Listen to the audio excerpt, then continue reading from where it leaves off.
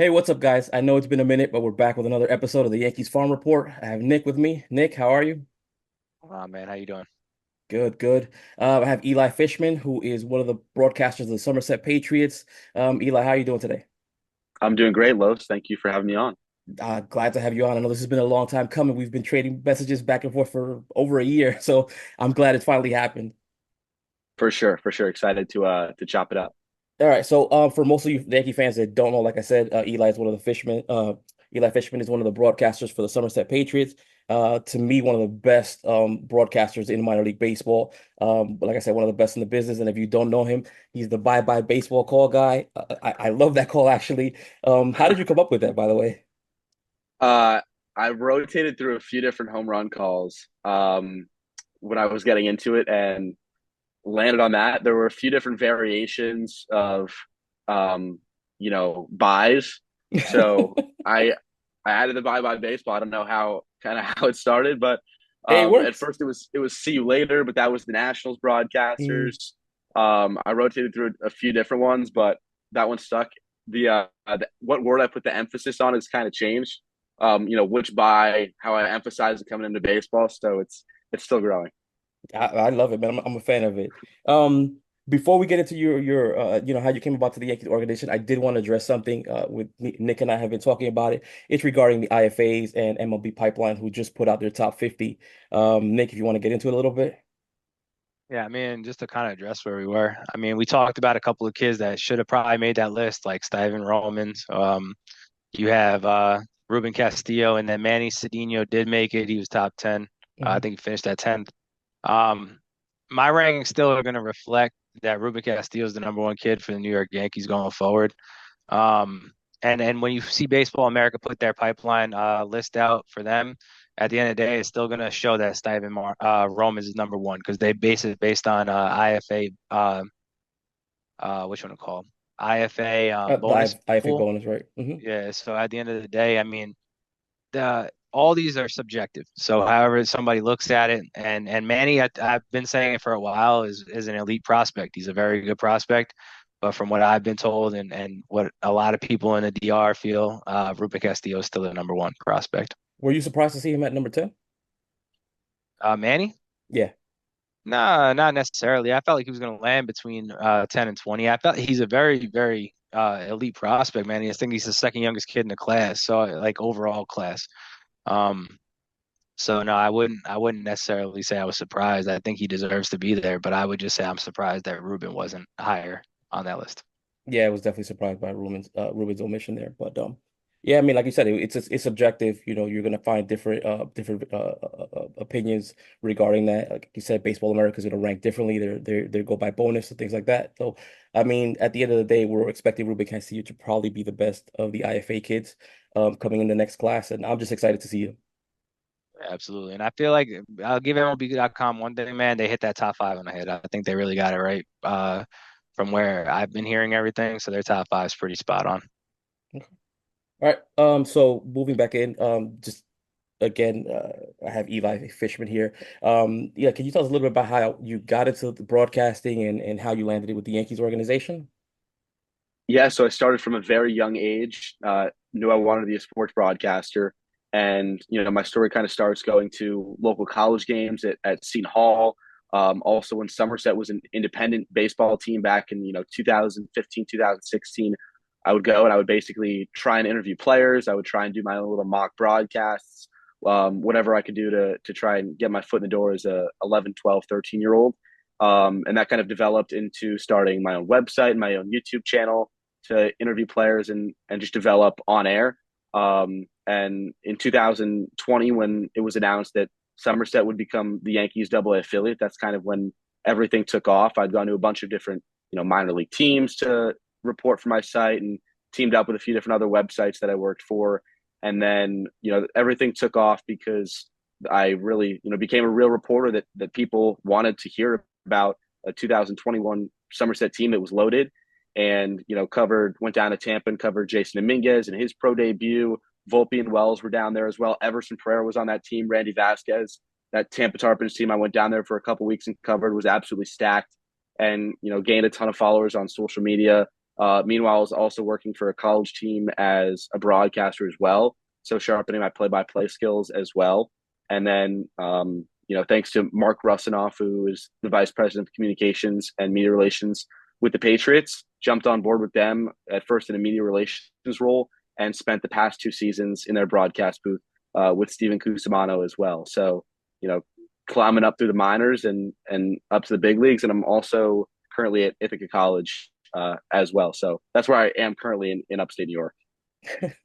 So when you were coming up, like was there someone that you mimicked? Was there like any announcer or play-by-play guys that you idolize or try to imitate? So many, especially the minor league broadcasters, because I just found that so cool, that I got to work with them and hear them and see them and meet them. So a ton of different minor league broadcasters from the teams I would go to. And being a Yankee fan growing up, I obviously listened to a lot of Michael Kay, Mm. as well as John Sterling. So those two guys, but also Ryan Rucco and everyone else that would be like Bob Lorenz and Jack Curry and everyone on the desk as well. All those people I idolized and imitated growing up. Okay. I mean, I look at I pretty much 95% of the baseball that I watch is minor league baseball now. The Yankee stuff I watch usually the condensed game, just because I'm just so busy cutting video stuff like that.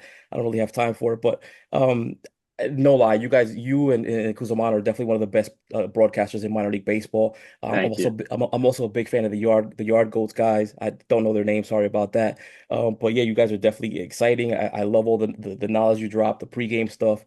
So kudos to you guys for that. Thank you. We appreciate it. We work hard on it, and the Yard Goats guys are great too. That's Dan Lavallo, as well as Jeff Dooley. This was the first year that I went to Somerset because I went back to Jersey for the first time in like 10 years, and I did go to the stadium.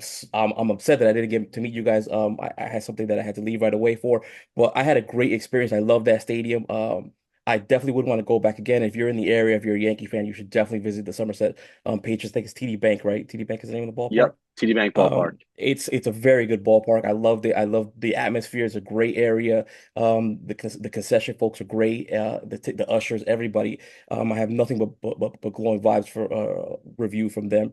Wasn't really my experience at Hudson Valley. It was a little rougher there, but I'll visit them again, and maybe it'll be a different experience from there. So this season, Somerset, the Patriots, the Somerset Patriot team, was a little slow to start the season, I want to say. Basically due to a lot of injuries on the team this season, or a lot of the top prospects. I want to say, what is it, 7 or 8 of the top 10 guys were spent time on the IL this season. But you had a lot of guys that did come through and did do really well this season. Like for example, Rafael Flores was an absolute beast this season. I think he was Baseball America's Yankees minor league player of the year. Can you talk to us a little bit about that, about how what you saw from him there? Man, Flores had an insane year. It was a lot of fun to see. I think he had 8 homers last year with Hudson Hmm. Valley in a full season sample size. Yes. And this year he finished with 21 in the regular season. He also hit 2 in the postseason. Hmm. And I mean, this was a dude that just barreled up the baseball every at bat, high exit velo.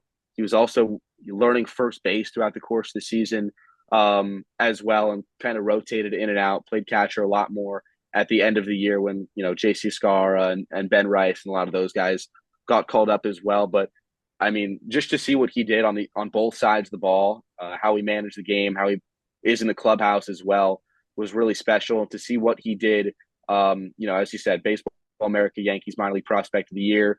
I think he led all of the Yankees organization in OPS, and he was up there in basically every single category as Hmm. well. And just seeing the way he puts in work day in and day out, it was not at all surprising to see that award, see the numbers he put up, because of how hard he works behind the scenes.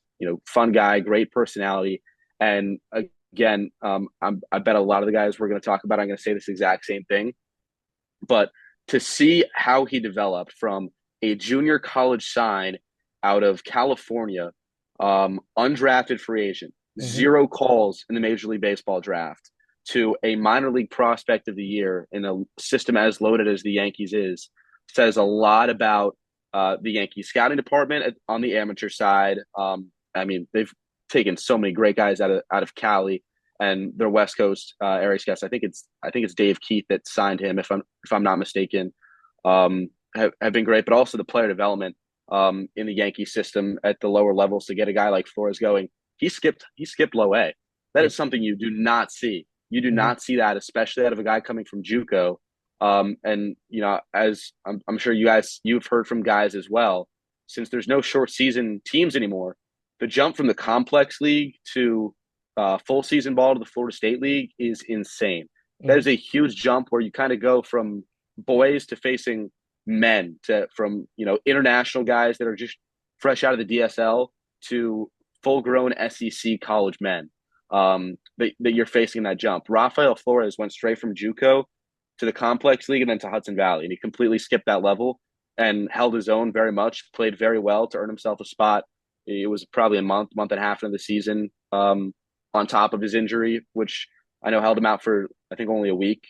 So to see how quickly he got up and what he was able to do, it felt like no adjustment period at the Double A level. He just smashed from day one. So it was really special to see. Yeah, to me it Uh, was crazy to see Flores because like you said, Flores was a guy that hit, I think it was 8 home runs at Hudson Valley.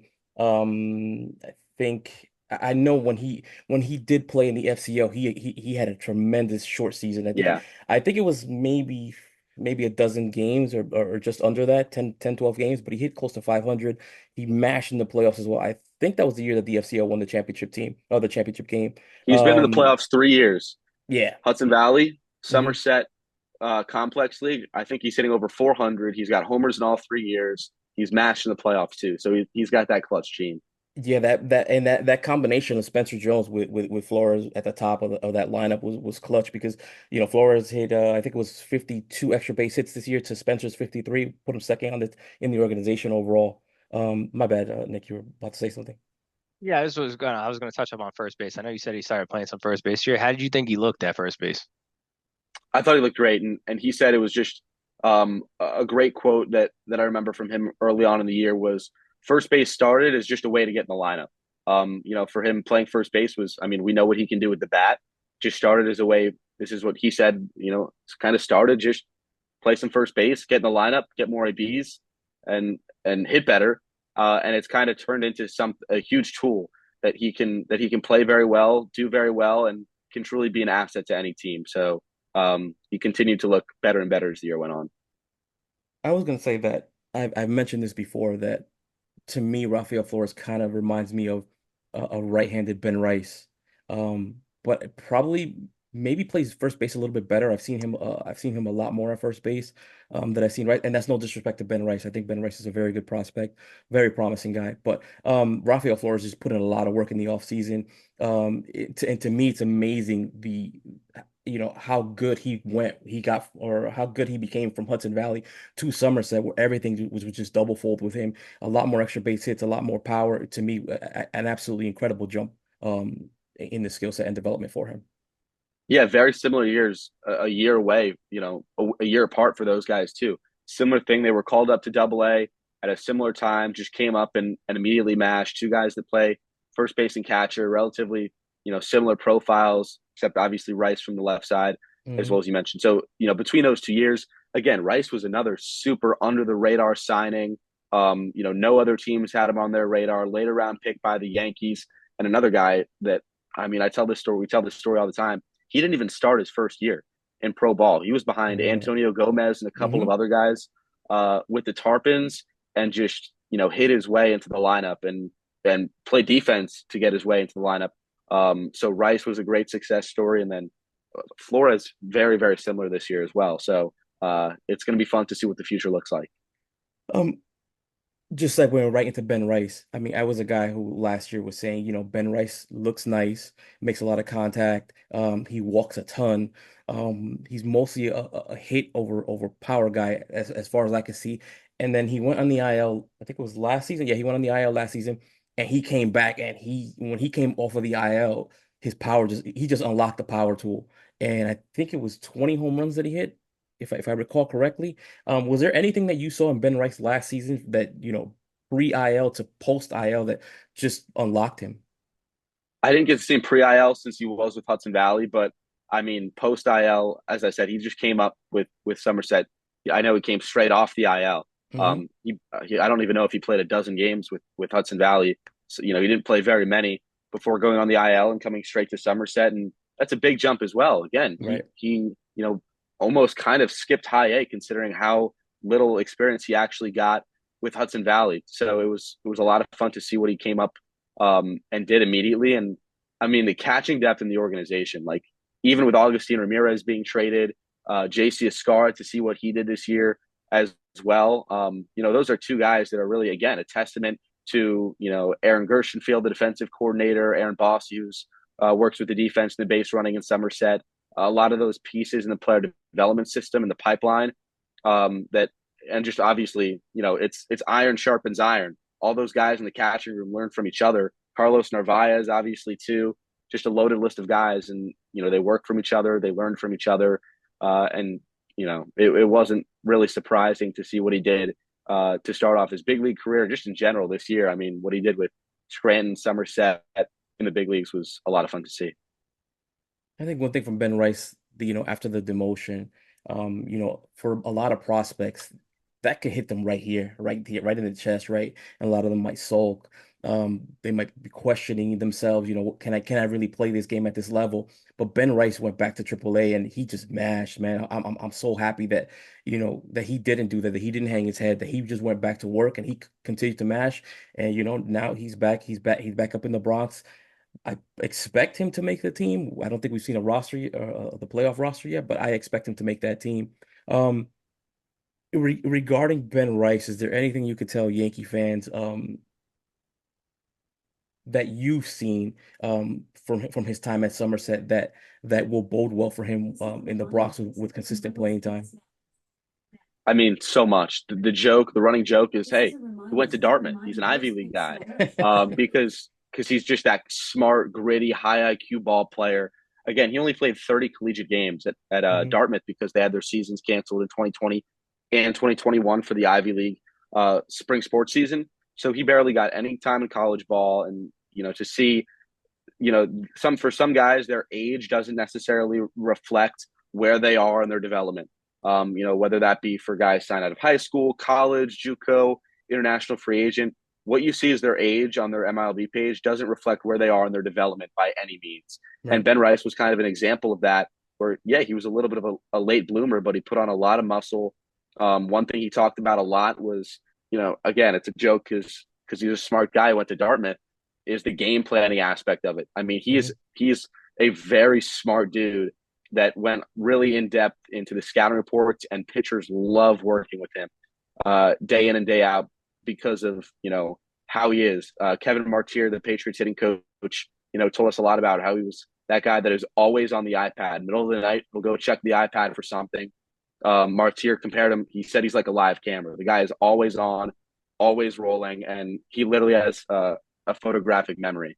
So and he's willing to make adjustments. That's another big aspect of that is, we saw throughout the course of the year in-game adjustments by day, by week, to get better. He was super motivated, and I mean, we saw what he did across three levels this year. Yeah. I mean, one thing that I did want to say is sometimes I have an issue with Yankee fans and their lack of patience when it comes to prospects. And I know a lot of them have PTSD from, oh, we were told this, we were told that, or we expected this, we expected that. But I know that a lot of Yankee fans want to see prospects. They want to see this team get younger.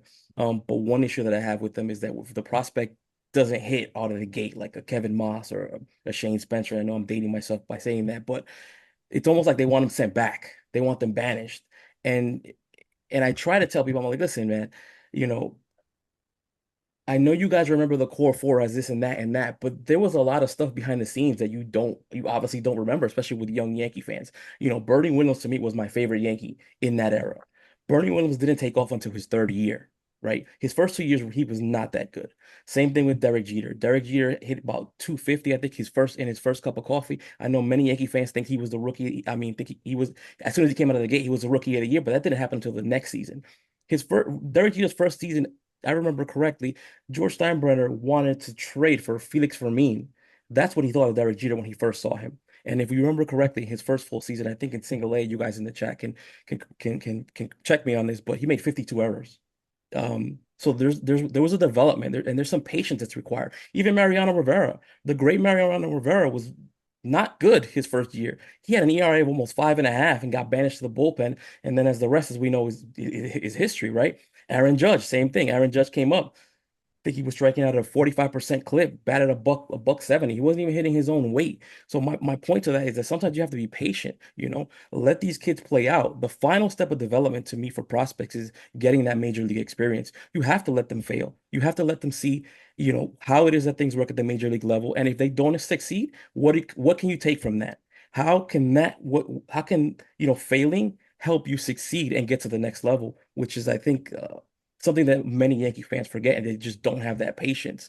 And regarding, let's say, for example, Anthony Volpe, there's been a lot of negative talk on him through Yankee Twitter and through the socials. But if I remember correctly, in 2022, I think, and you would know better than I would, in 2022, Volpe struggled a bit there. He struggled a bit there, and he eventually found his way through and overcame. 100%. And yeah, that 22 season, Somerset ended up winning the championship. I've never seen more pressure on a player. I mean, I didn't get to see Jasson Dominguez a ton at the lower levels, but it's obviously different in the complex. Mhm. And with Tampa, then in Somerset in 2022, Volpe was like the prodigy. All the Right. eyes. He grew up 15 minutes away in Watchung, New Jersey as well. So it was like his homecoming. I've never seen, more people waiting in the parking lot after the game or interview requests or anything like Volpe in 2022. And as you said, he had some struggles to start off the year there. And what says a lot about Volpe, and again, what's to come, is the fact that he did not change anything.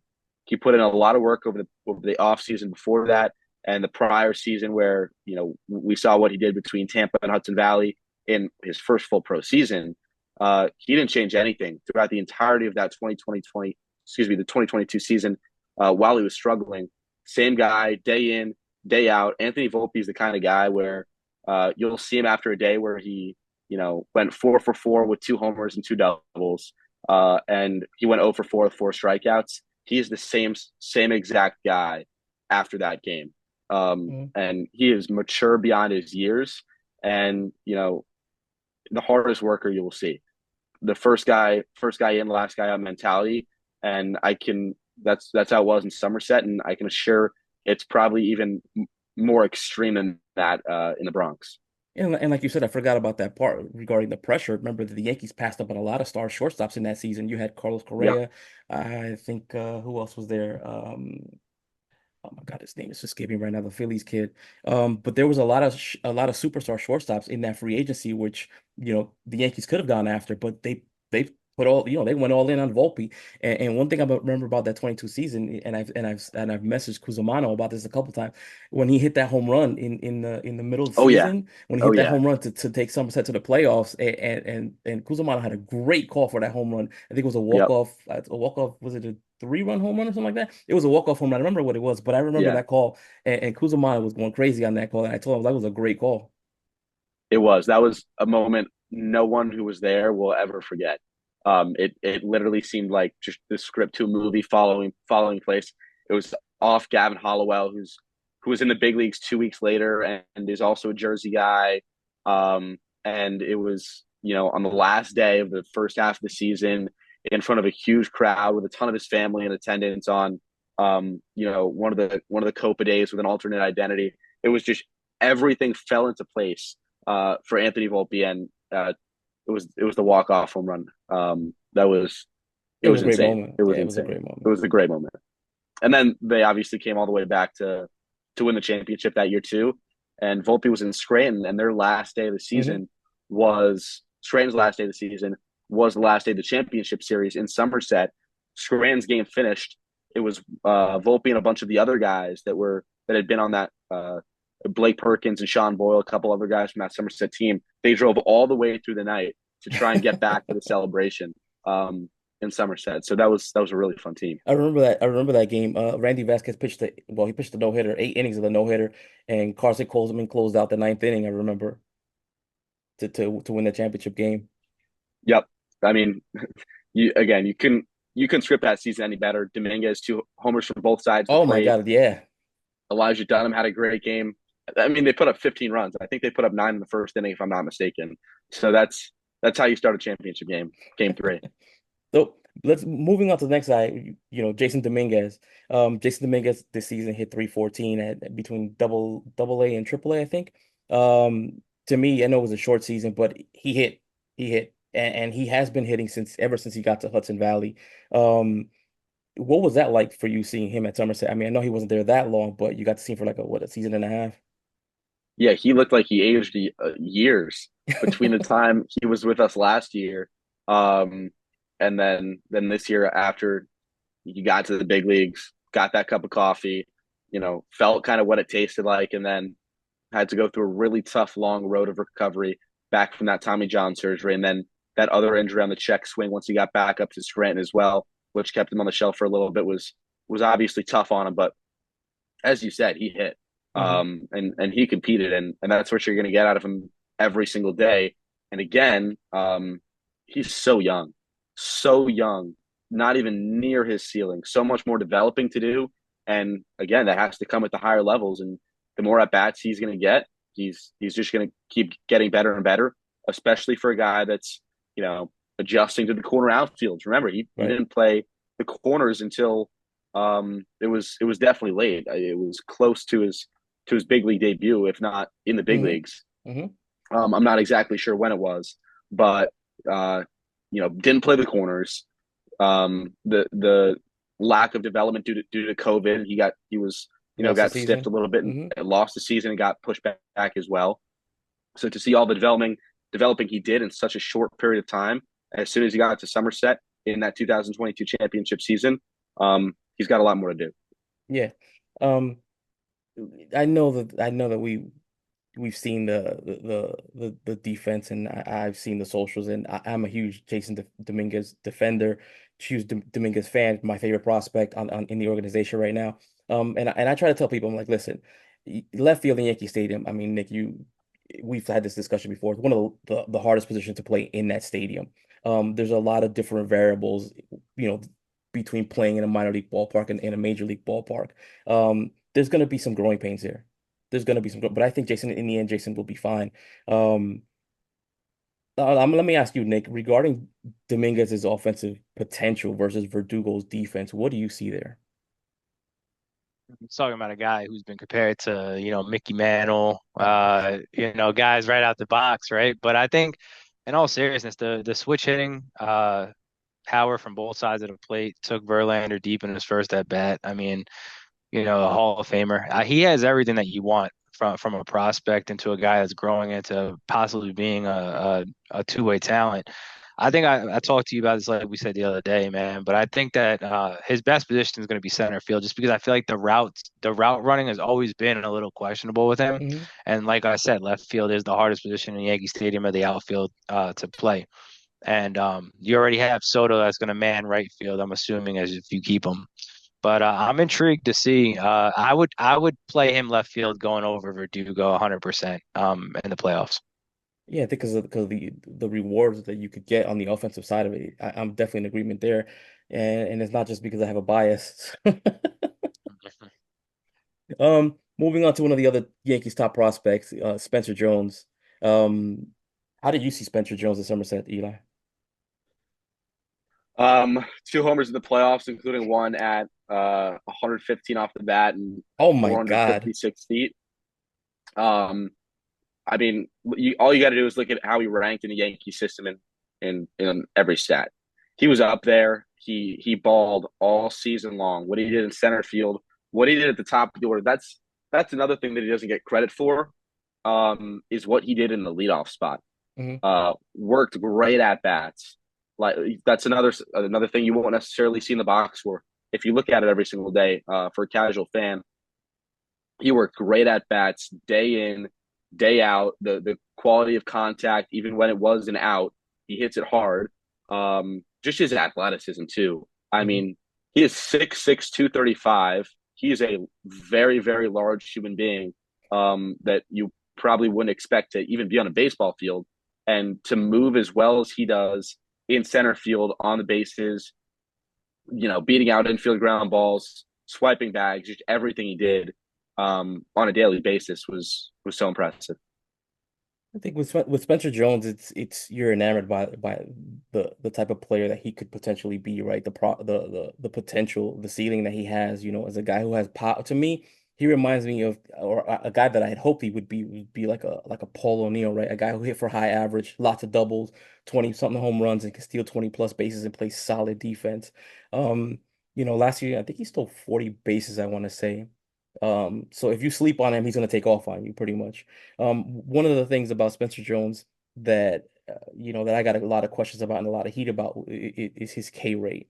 And um, to me, his K rate is just his K rate. I've started telling Yankee fans, like, you're probably gonna have to live with it, because of all the other things that he does so well, right? I mean, if you look at his last 38 games, he hit 303, 914 OPS, 22 extra base hits, 5 home runs. He walked at an almost 10% clip. Like I said, you're probably gonna have to live with that. And if he's hitting that well, then and he's playing solid defense and he's stealing bases, I think you take that trade off. Yeah, and again, you watch him day in and day out, and you see what he brings to a lineup. So many things, as you said, on the defensive side, on the bases, the leadership aspect, the power. There was some crazy stat like 8 of his last 12 hits, I think, in the regular season, all went for extra base hits. Um, he just mashed, and again, some people will look at different stats on his page, but um, those are not indicative of how he performs on the field day in and day out because he competes. Again, you're not going to be able to go back and look at how many strikeouts, won a full count, how many pitches he fouled off, those kind of little things that he just does right every single day. Yeah, I mean, I have a question. If you don't mind me jumping in, Carlos. I mean, the way that he played center field, like we were just talking about how like Yankee Stadium's toughest position is left field. I think that his best spot would be left field for the New York Yankees. Do you feel like he would man that pretty well, like a Gold Glover out there? Um, I don't know because I've never seen him in left field. We saw him in right field for 3 innings, actually taking over for Jasson Dominguez one time when he was on rehab because they wanted him to come in later in the game. So I mean, he's like a gazelle out there. We joked because he's got the 6'6" frame and the long legs. He just takes a little baby step and just zooms 10 feet. So his abilities in the outfield cannot be undermined. one of the other guys I wanted to ask you about, to me, outside of Jasson, of course, the most to me, I know he started late, but he was almost the most exciting prospect in the organization, which was Eric Reyzelman. The guy came out, and I think I tweeted at the time he was at Hudson Valley. I'm like, he breathes and he strikes out 3 guys. I think he went through Hudson Valley. I think it was 10 games. I think he only gave up 2 hits, no runs, and he moved on to Somerset, and it was pretty much the same thing, right? Day in and day out, he comes in, strikes 2, 3 guys out. To speak to what that was like to see him up close. Dude, like he would just come in and shove, like you said. It was like, I mean, him and that entire bullpen, Somerset's bullpen all year was filthy. And Reyzelman was one of those guys where he would just come in, fastball, changeup, slider, the fastball, first pitch 96, 97, 98. Hmm. He was just dialed in and filthy. Electric, super intense, and it's been a tough road for him with injuries as well, Hmm. because he's been so limited again in his development coming out of even his time in college, which started at San Francisco and then played his last year at LSU. He's been held back a little bit in his development. Um, but again, locking down some of the biggest saves late in the season, him and Luis Velasquez and Kevin Stevens in the back of that bullpen all year long were disgusting. Hmm. And then you add guys like what Sean Boyle did and Matt Sauer during that playoff run as well. But Reyzelman is just electric. Yeah, Uh, he kind of got nicknamed Red Bull at the end of the year I because saw that. uh, minor league baseball put the copy on one of their tweets about him, called him Eric Red Bull Reyzelman, and he loved it. He Mhm. loved it. He embraced it. He is just a ball of electricity. Mhm. I mean, I like I said, to me, he was the most exciting guy in the system outside of Jasson. Well, on the pitching front, the guy was just phenomenal. He came on the mound and he was a presence. Like I said, he was throwing 97, 98, the changeup, just filthy, just filthy. And I tell people, I was like, listen, I think if it wasn't for his injury history, he could have probably made his major league debut this season. So he's definitely a guy that if anyone doesn't have him on his radar, should definitely be on your radar for next season because he should be an option for that bullpen. Could even be a closer. Yeah, I mean, he is just he gives the closer kind of bolt of electricity. Hmm. And that's exactly what he did down that postseason stretch. He was had a big part as anyone in that late season success and locked down the save to send Somerset to the playoffs as well. So comes up in the big moments and kind of has that closer aura. Hmm. Another guy that you got to see was the Sally minor league pitcher of the year, which was Cam Schlittler. Absolutely phenomenal at Hudson Valley. He did his thing at Somerset as well. Gave Yankee fans something to be hopeful for going into next season. What can you tell us about Schlittler? Just an absolute workhorse. And another guy that stalled in his development early on. He was in the complex league last year. He Hmm. didn't really get started until late in the year. Went through Tampa and Hudson Valley pretty quickly. Started the year in Hudson Valley with not a few starts, but spent most of the season there. But so much fun to watch. Big presence on the mound.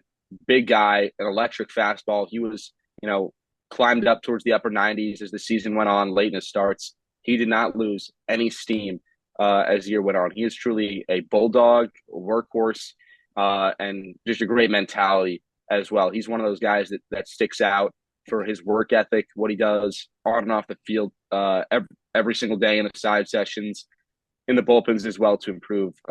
He stands out in that regard as well. And again, another guy. I mean, he was the South Atlantic League Pitcher of the Year, but he's got a lot more to go to reach his ceiling. The fastball just kept on ticking up throughout the course of the year. I know he made a lot of adjustments throughout his arsenal. Even on the late half of the season when he was promoted up to Somerset, there is a lot left in the tank. Mm. Another guy that I did want to talk about was Zach Messenger. Yep. I'm a big fan of Messenger this season. He put a 3.06 ERA over 150 innings. He was the innings leader in the Eastern League. What can you tell us about Zach? Again, it's crazy to see. I mean, him, Bailey Dees, Tristan Vreeling all through some of the most innings in minor league baseball. And Messenger was another one of those guys. He said before opening day, he did like a press conference before his opening day start and said, I am feeling amazing. I'm in the best shape of my life. I'm stretched out. I'm ready to go. But what he struggled with in Hudson Valley last season in 2023 was kind of the dog days of June, July, and August. He Mhm. struggled. He did not have a good second half of the season in 2023. And from day one in Somerset in that press conference, he said, I want to be in a routine. I want to be locked in for the entirety of the season. And I want to, bring a championship to Somerset. That's kind of the mentality he had. And he went through some bumps throughout those dog days, throughout the middle of the season. Mhm. But he's a guy, even when he didn't have his best stuff, he balled. And we talked about it a lot on the broadcast too, but Mhm. his numbers, as good as they were not even indicative of how well he pitched. He's one of those guys that got screwed in the ERA in a couple of innings Mhm. where it just inflated on little ground balls or runs that came in after he came out. I mean, he is just a guy that gives you quality starts day in, day out, puts his soul, his heart on the line for the team. He's very mild mannered. Yeah. He's very calm, very collected on the mound. Mhm. But I mean, he showed emotion a couple times late in the season, and brought the energy. And he's just a guy that's going to give you 6, 7 strong with punchies and ground balls day in and day out. And Yeah. it was really fun to see his development. And again, I don't know the exact number off the top of my head. He made 24, 25 starts, whatever it was. He didn't miss a single turn in the Mhm. rotation, never injured, never down, nothing like that. He just cruised throughout the whole year, and to see that in a routine again, there's a lot of guys in the system like that. Trent Sellers and Ben Shields. He wasn't even a starter in his first year, also. Yeah. So this was only his second year starting, and what 150 plus innings puts on your body throughout the course of a whole 138 game season plus playoffs plus spring training is a lot. And to see the way he went about his business day in and day out was fun. Yeah, I was gonna say that. Yeah, I know last season he went through a period where he looked like he ran out of gas, and like you just mentioned before, he was primarily a reliever until late late in his time at Tampa, if I recall correctly. So it was nice to see how the development changed with him, and like we were just saying, he got through 150 innings, didn't miss a start, healthy all season long. He pitched to almost 3 ERA, a couple ticky-tacky runs here that will, pretty much a few inherited runners that were allowed to score that put him over the three. But I mean, he had a fabulous run where he went through like 8 games of only allowing maybe 1 or 2 run a start or something like that. If I recall correctly. But yeah, phenomenal season from him. Absolutely. And as I said, Bailey Dees too was another guy that was Hmm. in that rotation all year long. Schlittler coming up late in the season. And the rotation, Tristan Vreeling too. It was his pro debut. So that pitching staff in general, especially down that stretch where they fought for the playoffs in the second half and then in the playoffs as well. We really saw what that rotation was made of. And that doesn't even include, Brock Selvidge and Chase Hampton and those kind of guys as well. So Clayton the Beasley. system is loaded. The system Hmm. is absolutely loaded. And, to see what there's breakout guys every year, but it felt like this year especially, there were so many, not necessarily guys that are like going to have a Chase Hampton year and jump to top 5 in the prospects, Hmm. but to see what Reyzelman, Vreeling, so many guys in the bullpen that I could rattle off did this year. There were so Cole many Ayers. exciting breakout years. Cole Hmm. Ayers, Hmm. you could go on and on about all the guys in the bullpen. Danny Watson was filthy Hmm. down the stretch. Jesus Lorenzo, Ryan Anderson, Colby White, like it was a really Kevin fun year, Stevens. especially on the pitching side. Kevin Stevens, Mhm. man, Well, if the he last, when he has a full year, get yeah, ready, get ready. I had no idea about Kevin's season until this year started, but he was absolutely filthy this season. Definitely want to see him again next season. I don't know when I know he went on the IL. I don't remember when exactly it was, but I know he missed some time. So he's definitely a guy to keep an eye on for next season. One more guy that I did want to talk about was Ben Shields. Ben Shields was absolutely phenomenal this season. Nick, I know he's been one of your favorites this year. But just a nasty season for Ben Shields. And he was even better at Double A actually. Yeah, he was even better, which is insane considering Yeah. how well uh, he pitched in Hudson Valley, and he had just a whirlwind of a season. Again, first pro season coming out of he was 24 when he was signed as the UDFA last year. Tooled with a lot in his delivery in his arsenal last season when he was down at the gas station in Tampa, and then gained a lot of miles an hour with the velocity as well throughout the year. Added a slider, worked on a splitter throughout the course of the season, did a lot of tooling to the delivery, and again started as a reliever, shoved Mhm. in his first few appearances, including a couple of starts with Hudson Valley, makes a spot start in Scranton, gets shelled, Mhm. goes back to Hudson Valley and wins South Atlantic League Player of the Pitcher of the Month for June Mhm. in his first full month as a starting pitcher. Goes up to Somerset to pitch as well as he did in the playoff push, and just again continued to get better and better every single start. And again, you look at the age. I believe he's 25 years old. Right. I could be wrong. So you look at the age, and that might throw people off, but there's a lot of developing to do. He's still, physically wise, got a lot of filling out to do. And again, we talked about breakout guys. Ben Shields is another one of those guys you can add, and he's just going to keep getting better and better.